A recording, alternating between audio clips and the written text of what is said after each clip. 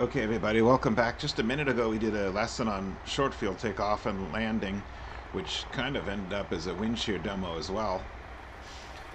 Now let's talk about wind shear battling. I don't know how else to put it. The wind is blowing hard out there today, probably gusting to 30. We have a 3,000 foot runway here at Sterling, Mass. 3 Bravo 3. We're already down the runway, probably about 500 feet or so.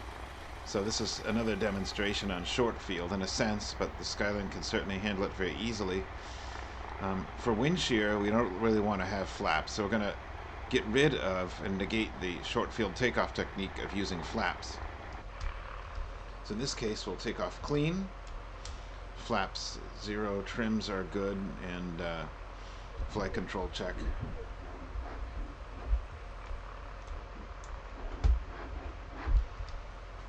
So we'll take off clean, and we're going to land clean due to the wind shear. This is live weather. Looks like a hardy wind blowing out there with a windsock, probably gusting to 30. And so we're going to take off clean, come around and land clean, and I'll discuss some of the wind shear techniques. So here we go. I'm going to hold the brakes, let it rev up while we get full power, due to the fact that it is fairly short. Alright, let it rip. Here we go.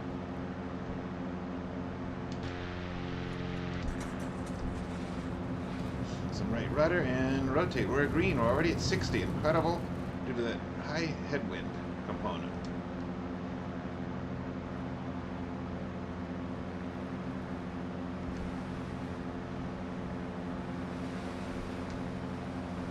And it's gusty. You can feel it. Wow. Listen to that. You can hear the gusts. I do have FS Realistic running, which does add some wind gust and noise, cockpit windshield sounds. I highly recommend it. But you can, and this is realistically set, you can really hear it blowing as the wind changes, and gives us some head bounce due to FS Realistic. Turning a downwind here now at Sterling, 1,500 foot pattern. The winds are out of the northwest, so just off my right side, so I want to crab outbound a little bit. Here I am on the downwind. There's a good downwind leg. I'll parallel the runway to about 120 degrees or 130. Let's see, or just look at it. Look at it there. We're on a nice downwind leg right now. Level off at 1,500 feet. Manifold comes back and prop as well. 2,000 RPM in the green and 2,300 on the prop.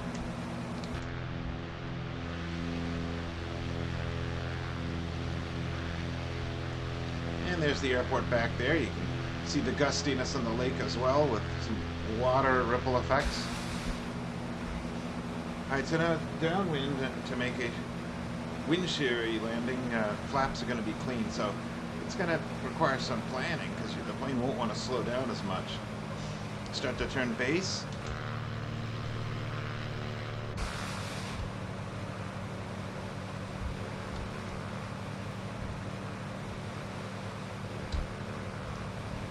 Turning the base leg now.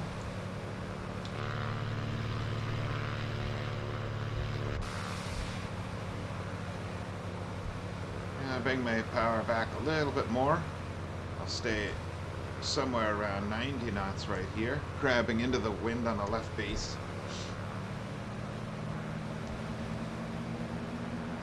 Now I actually lost sight of the airport. Whoa, and I'm really ballooning up here. Where'd the dadgum airport go? That's pretty funny. There it is, hiding in the corner view of the post. Okay, power coming back. We are high. Trying to judge our landing spot here. Keep it in the middle of the windscreen. I'm going to use the mouse marker here. Keep that right in the middle.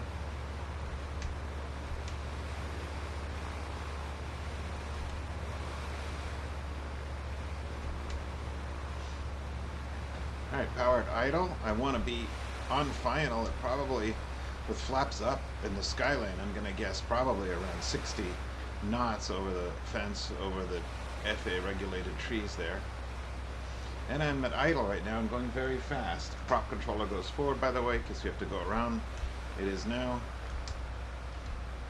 But she's not going to want to slow down. So I'm still at idle, and we're going to have some more wind shear in a second. Flightsim does a great job of showing wind. You can see the ripples over the lake to my left. Now she's slowing down a bit, trimming up, trimming to hold that final approach speed of about 65 to 70. I'm going to power in a little bit now. There's a huge headwind. You can see how slow we're going outside. If you just look out the windows, we're just crawling along here. Added a little more power because I could feel it sink. Now you can feel that wind shear and blowing around here. We just heavy sink rate again, 1,000 foot a minute. You need to compensate for it. Power's at idle again because you want to keep in mind that airspeed. Oh, now we're getting sinking a little bit heavy for a second. Now we're going to come over the trees and you're going to feel another bump. Power's still at idle. Still at idle. Looks like that'll work now.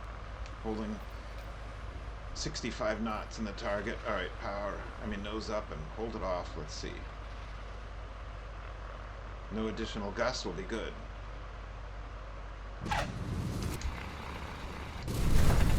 Perfect. Alright, little braking action, and still use no room at all because of the fact we're in a huge headwind. Even at flaps up, we use very little room, but you can certainly see the windsock blowing out there. That is pretty crazy. A lot of wind here. Well, I hope you learned a little bit about wind shear. We'll do a lot more coming up. Just some basics right there. And let me know how you like it. Leave comments and please subscribe. Thank you.